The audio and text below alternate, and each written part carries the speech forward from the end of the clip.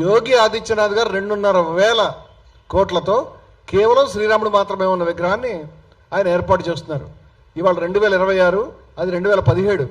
2017కి 2026కి 9 సంవత్సరాలు వెనకదైనప్పటికీ అంటే మీరు చాలా వెరీ బ్యాడ్ ఆడియో ఉన్నటువంటి, రోడ్డు పక్కనే ఉంది, రోడ్డు సౌండ్లు, సరైనటువంటి మైక్ కానీ సరైన పద్ధతి కానీ లేదు, రికార్డు చేసి అప్లోడ్ చేస్తామనే ఆలోచన తెలివితేటలు మాకు ఆ రోజు కూడా లేవు. అంచేత అక్కడ ఉన్నటువంటి కేవలం గ్రూప్ని మాత్రం అడ్రస్ చేసి మాట్లాడినటువంటిది. అంచేత ఆడియో బాగలేదు, క్వాలిటీ బాగలేదు, దాన్ని కూడా క్షమించమని చెప్తున్నాను నేను. నాకు తెలిసి విషయాలని కూడా.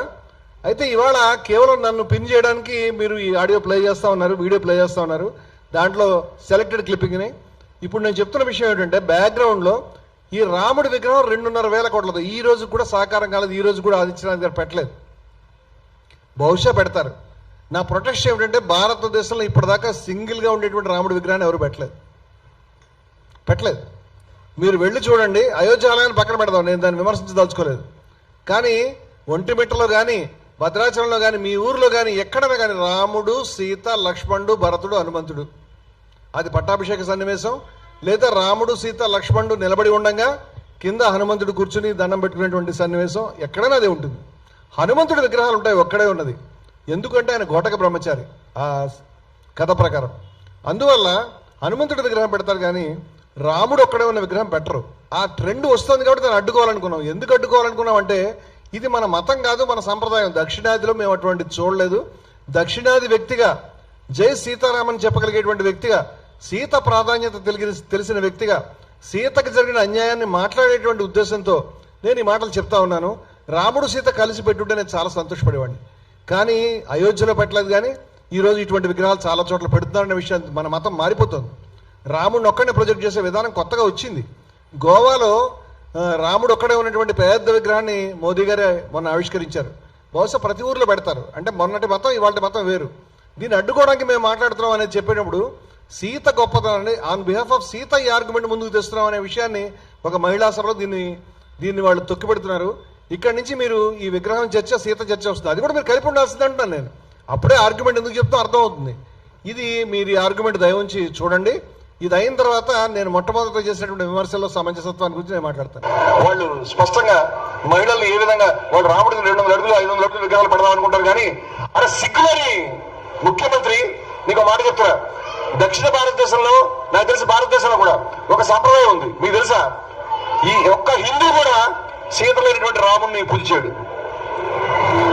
ఏ గుడిలో కూడా నేను సవాల్ చేస్తున్నా, ఎక్కడైనా భారతదేశంలో ఒక గుడి ఉందా? రాముడు ఒక్కడే ఉన్నది. ఎక్కడ చూసారా మీరు? ఒక్క బొమ్మ చూసారా రాముడు సీత లేకుండా ఉన్నది? తెలుసా నీకు ఆ విషయం? మరి సీత లేని తర్వాత కూడా రాముడు చాలా కాలం పీకాడు.